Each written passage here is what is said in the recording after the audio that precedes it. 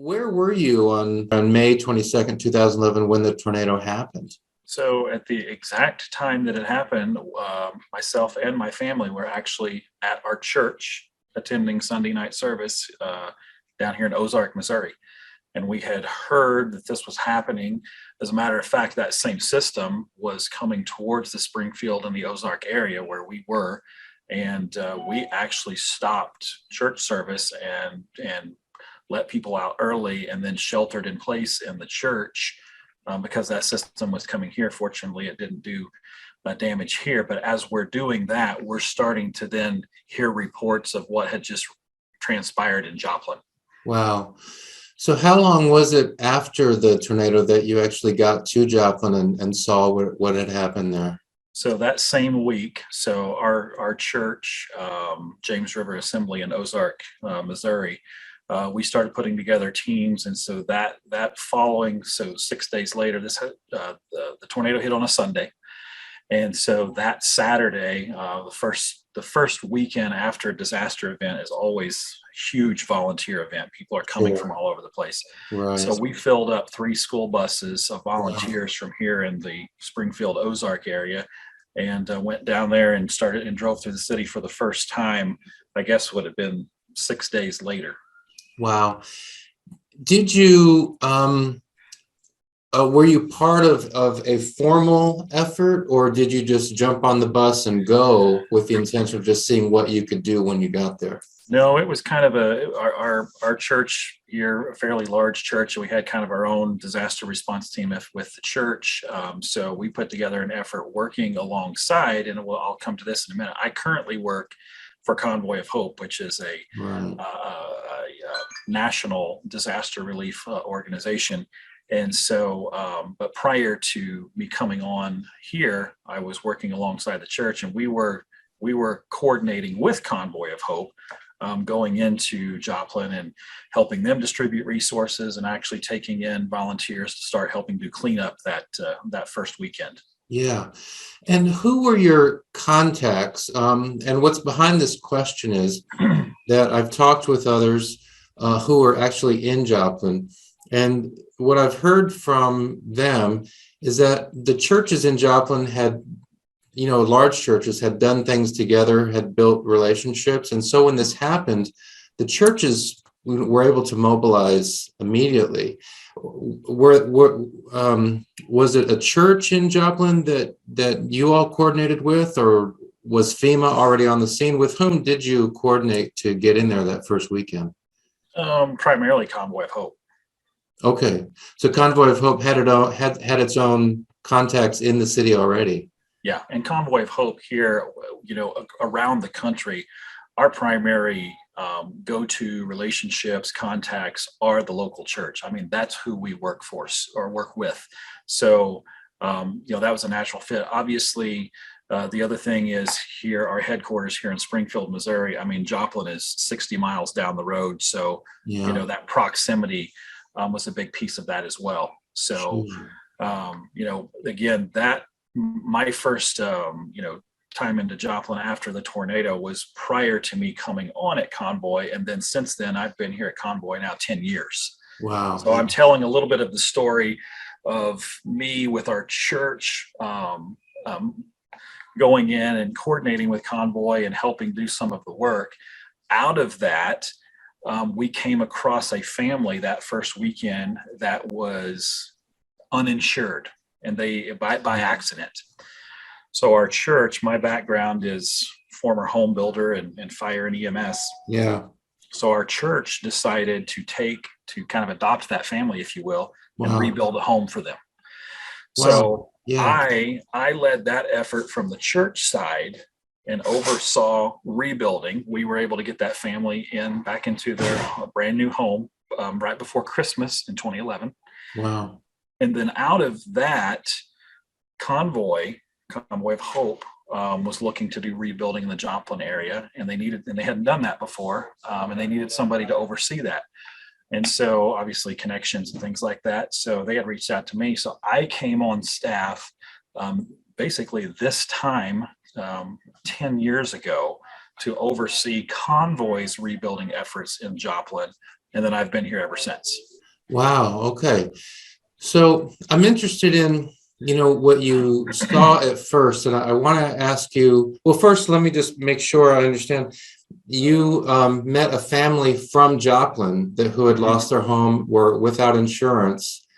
And so the first major project you're involved in is saying, okay, we're going to build these folks a new home. Correct. And that was, we met them that first weekend, that Saturday.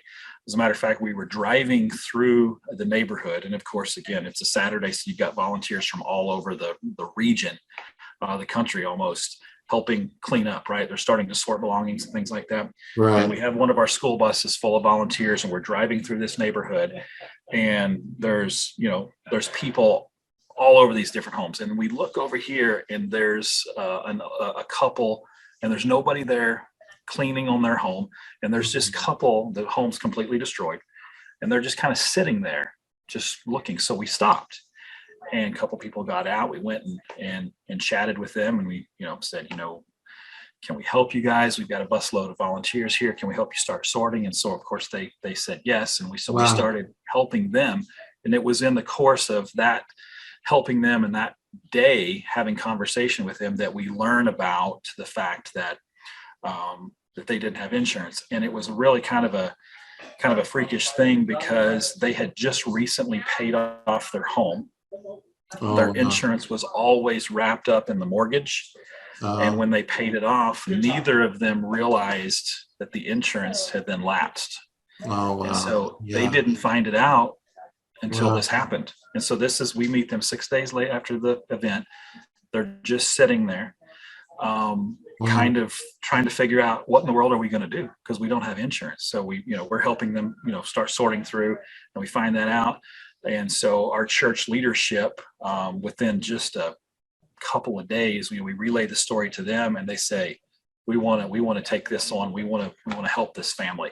Wow. So within just a handful of days, our church committed to rebuilding a home for this family. So we worked with different folks around the Springfield area and Joplin area, plumbers, electricians, a lot of people donating labor, donating materials. The Home Depot Foundation donated $25,000 for materials, and we took on that project. And then as a church, we rebuilt that home for them.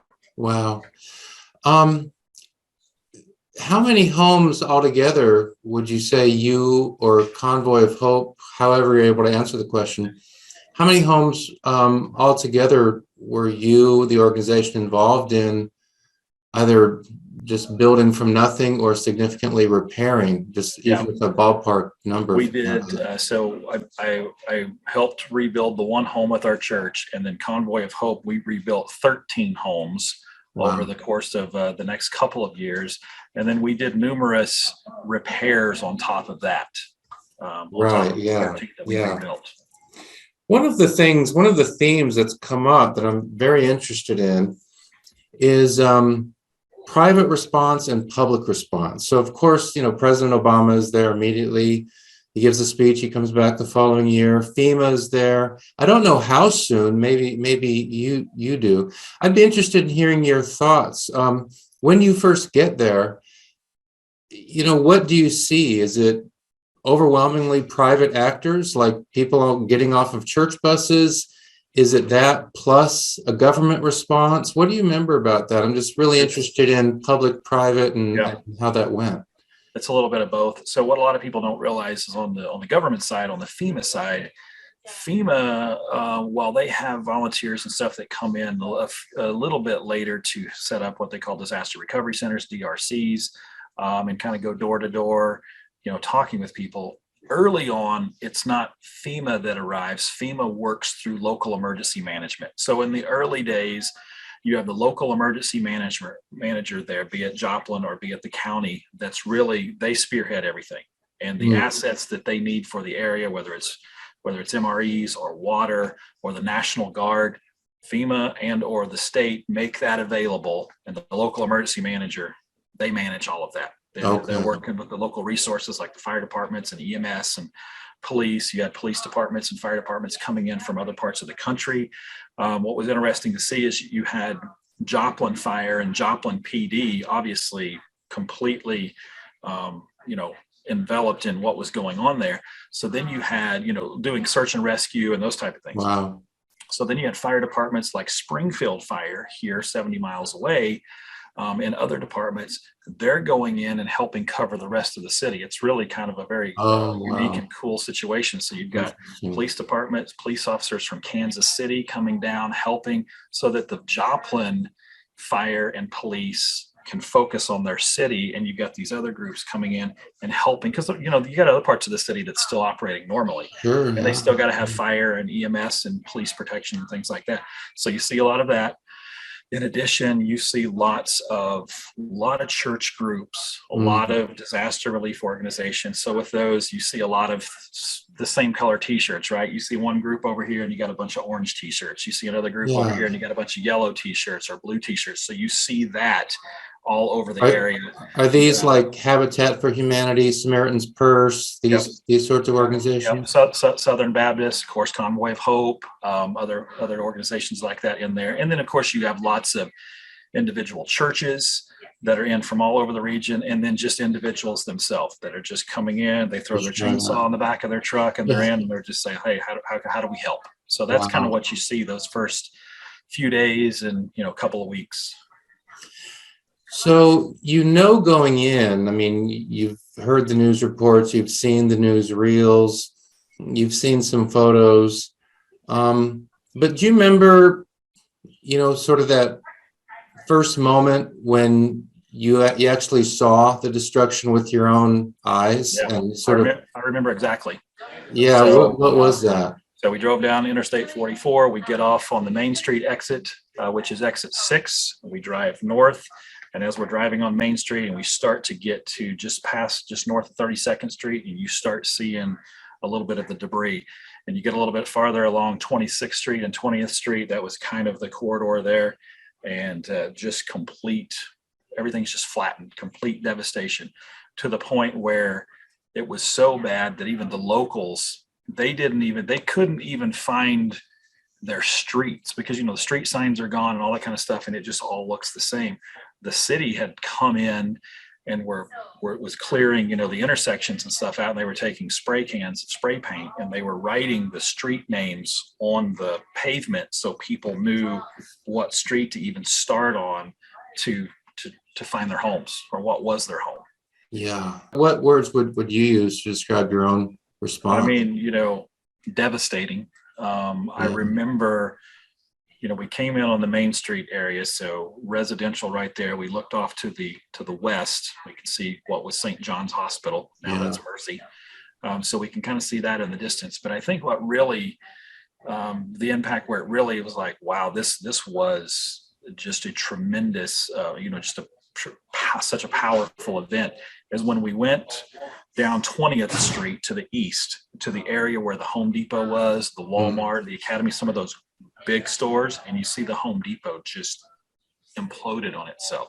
That's when it was, really kind of resonated. It's like, wow, this was an unbelievable, tornado that came through here. Just the power, the devastating power of that tornado. That's where it really kind of hit home when I saw some of the commercial damage. Obviously, the residential damage is devastating in all those homes, but you really saw it when you went over there and saw that. And of course, the hospital, just unbelievable. Yeah. You went there, of course, you've got several buses, so you're going there obviously with the intent to help. Did you know exactly where you were going and what you're going to do, or was the disposition, we're just going to go and see where we can get plugged in? Yeah, no, we didn't know exactly where we were going. Obviously, we, again, coordinating with Convoy of Hope at the time, and some of the local churches.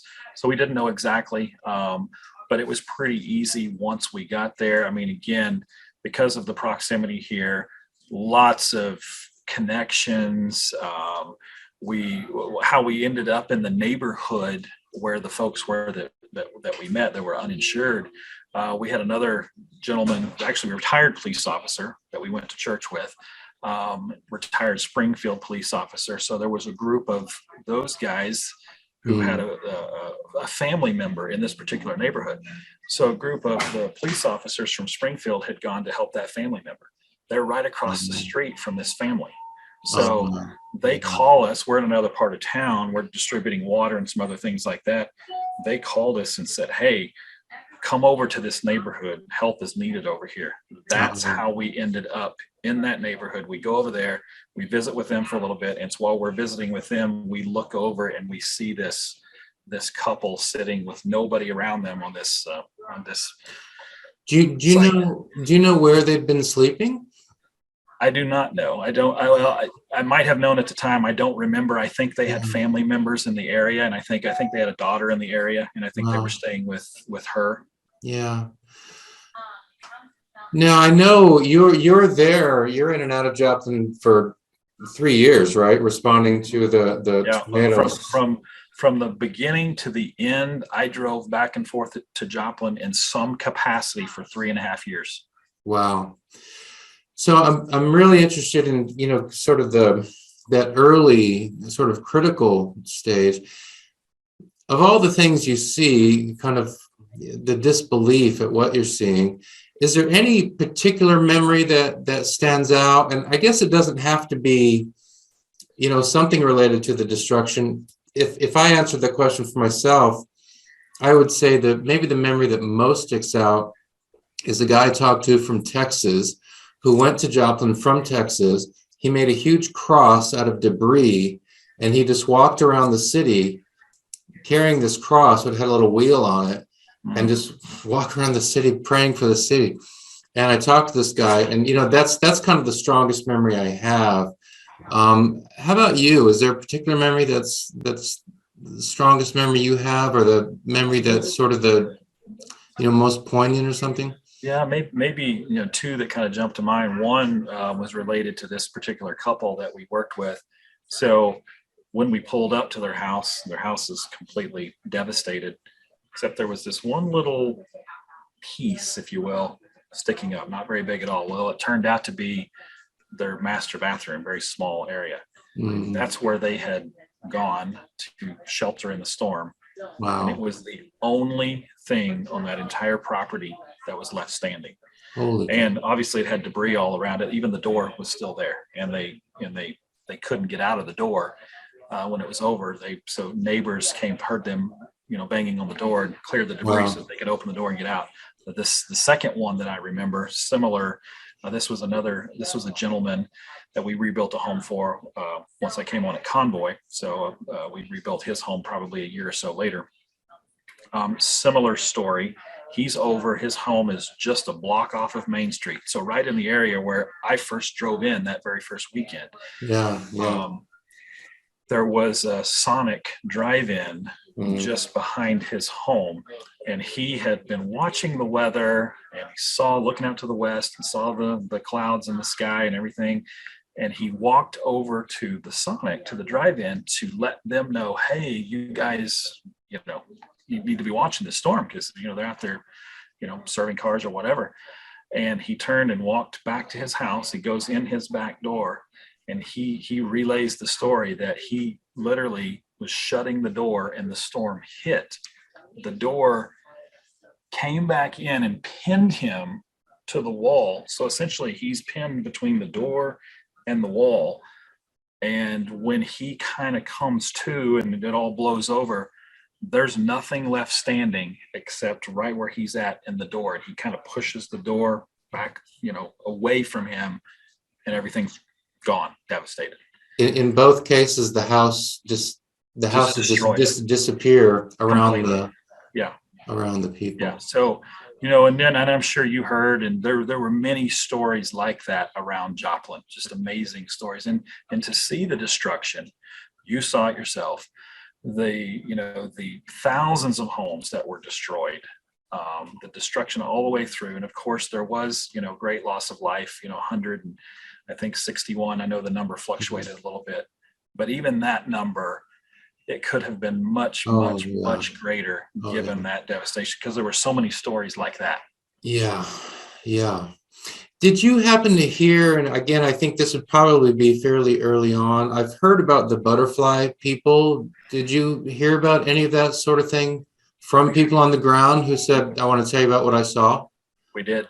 What did you hear? Very just chilling, crazy stories about that. Young children saying that they were, the butterfly people kept them safe. Um, it's Wow. been such a long time. I don't remember that there are some specifics, stories that we did hear, but yes, I definitely know what you're talking about when you say the butterfly people, which, those of us of faith, equate that to, angels, Yeah. protecting So, these kids and the different yeah. family members. So you there on the ground, you did have locals just volunteer this information to you about Mhm, the butterfly mhm. people and Yeah, about, we didn't hear it early on. We heard those stories, over the course of time. But yeah, yeah. Wow. So 3 years, I'm interested if you were sort of writing a book, about that 3.5 year period, what would the chapters be? So, chapter one is the storm, mobilizing, here we go. mhm. How does the story play out? Maybe another way of looking at it. I'm guessing after 6, 7 months, a lot of the volunteers have gone away. Yeah, By 3 years, what is the story? How would you describe sort of that story, the overview of that 3.5 year period? yeah. So yeah, you're right. I mean, early on, you've got, response organizations and volunteers from all over the country in there for, a period of time, weeks. You're coming into the summer at that point, so because of the summer, you've got probably a little bit more of an influx of volunteers than you might have at other times of the year because of school being out and colleges and things like that. A lot of people taking trips, mission trips, churches from around the country. So you got a lot of volunteers in early helping sort. But then, of course, volunteers can only do so much for so long because at some point, and many people in that area we're insured, thankfully. So now you've got insurance companies, kind of kicking in and people starting Mm, to look at what does rebuilding look like and, contractors and things like that. So over the course of the yeah. summer, you have now that shift to away from as many volunteers to heavy equipment work. So now Mm, you've got equipment coming because now you're clearing debris. You got to get rid of that debris now. People have done their sorting and they've salvaged what they can salvage, and so now you've got heavy equipment, going through the summer and into the fall, tearing out foundations, getting things ready for rebuilding, whatever that looks like. And then you move forward into that, and now people are fully in the rebuilding process. Of course, there are people that didn't stay in Joplin; they moved on, mm, because they didn't. It could be memories. It could be that it just didn't make sense for them to rebuild where they were. All numerous reasons. And so then you've got the rebuilding process, and then as that goes on, you've got teams that come in, you've got church teams, you've got groups now like Convoy of Hope, Habitat for Humanity, Samaritan's Purse, and others that now we're on the ground doing rebuilding. And so, you fast forward now, a couple of years, and everybody's, all the work that they yeah, do is based on funding. Just like Convoy of Hope, we're all sure. donor funded. And Right. so, once that funding starts drying up for the various groups, they start, one by one, kind of going away. And Mm, so, by the time, fast forward 3.5 years, by the time we finished up, you know, most of Joplin, especially the commercial area, Home Depot's rebuilt at this point. All of the commercial Walmart and Academy and many of the fast food restaurants and stuff along Rangeline Road there, all rebuilt. So the only way that you could really tell the difference there is maybe the lack of vegetation, the lack of trees that mhm, are gone. But sure. you go Yeah. back over to the west a couple of miles where it was more of the older homes, the older part of town. You can still definitely see the scars there. Many homes are rebuilt by 3.5 years in. Some are still being rebuilt, but then there's lots of empty lots here Mm, and there that didn't rebuild. We went back just last summer, because it was the 10-year anniversary, and we did a few things over there, and it was I had gone over it 5 years and I had driven through a couple of times, but while most of the scars are gone and the rebuilding that's going to be rebuilt is done now after 10 years, there's still lots of empty spots. And of still. course, Right. where the hospital was is now a park and kind of a memorial. So yeah, definitely, just kind of interesting to watch that all the way through. As a matter of fact, when we went back for the 10-year anniversary, last May, the gentleman that I just told the story about being pinned behind the door, I saw him for the first time in about 8 years Wow. last May. And just there, still in the house that we rebuilt for the Convoy, rebuilt for him, Wow. and still just wanting to just be a part of the community and help folks. Wow. That's amazing. I'm sure you remember the cross at the Catholic Church that was Mhm. destroyed, but the cross Yep. still stands and Yep. not far from the hospital. Um, this is one of the most devastating tornadoes in the country of the United States. The killed number, I think, is 161, as you say. You have a lot of folks who are, seriously hurt as well. So it's this tragic and awful thing, and you never want to set that aside, and you never want to minimize it. At the same time, there is this theme that all things can nevertheless work together for some good. Hmm. And did you see that in your own experience, that from this disaster, some genuinely good things emerge? I mean, you've described some of that, the building of the homes and things, but is there anything else that comes to mind? Something that, not that we're not, of course, not saying, it's in some sense a good thing the storm happened. We're not saying that, but it did happen, and here's something good that did come out of it, in addition to the other things you've said. Is there anything else that comes to mind? I think the one thing that, and we see this now as I work in disaster response now here at Convoy. And so we see this in disaster after disaster after disaster. And this is um, no truer than it was in Joplin. We see the church being the church. We're able to partner with and work through the local church, and the church is able to work in their community. They're able to come alongside people in their congregation that were affected, people that are not in their congregation that were affected, and they're able to really show the love of Christ through working with folks there in the community. So that's the one thing that we love to see in every community we go to after a disaster. We never want to see a disaster event, but we love seeing and helping the church work in their local community. And that was very, very true there in Joplin. Yeah. Wow. Well, just to finish, can you tell us a little bit more about Convoy of Hope? We've gotten, a taste of it from what you've told us, but I know that the mission is, it includes the response to Joplin, but it's much broader. Can you just tell us a little bit about Convoy of Hope? Yeah, so Convoy of Hope, we are a faith-based humanitarian aid organization. We were founded in 1994 by the Donaldson family. Hal Donaldson is our founder, president, and CEO. We started doing disaster response in 1998. So we've been doing disaster response now for about 22 years or so.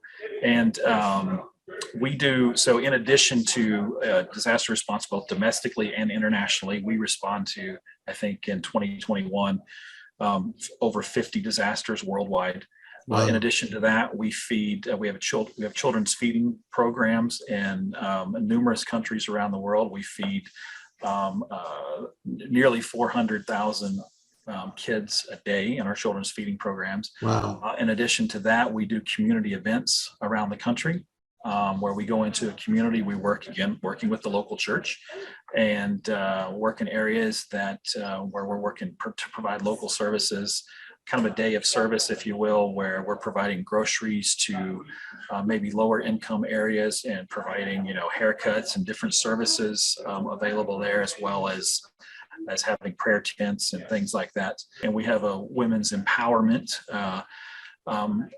initiative that we've been doing for the past several years, both domestically and internationally, and that's working in kind of impoverished areas and helping women start businesses, sowing seed capital into that. And then we also have agriculture initiative, where in some of the countries like Haiti, where one of our children's feeding programs is, instead of always just shipping in product, working with the locals to help them learn agriculture and farming, so that we're investing in that, and we're helping the local farmers then provide food for our feeding programs. So that's kind Wow. of what we do around the Wow. country and around the world. Wow. Well, this is meaningful work. I really appreciate it. And I think one of the things that I appreciate, to use that word, looking back on my time at Joplin, is I saw the government response there, but overwhelmingly, what I remember seeing is the private response, Mhm. churches, other groups, people from some church who brought hot dogs and fed, the people who are clearing the property.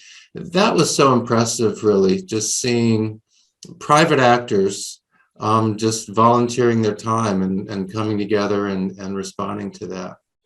Yeah, and to kind of touch on that or wrap that up, Yeah, FEMA, government response, things like that, great people. We work well with them. We know them.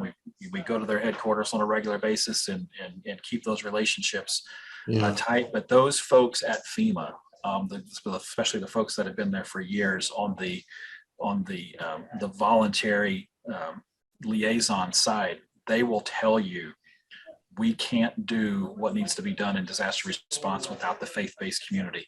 Even yeah, the government, FEMA, they recognize that the faith-based community, both on the church side and the faith-based nonprofits like Convoy and others, they're an integral piece of disaster response across our country.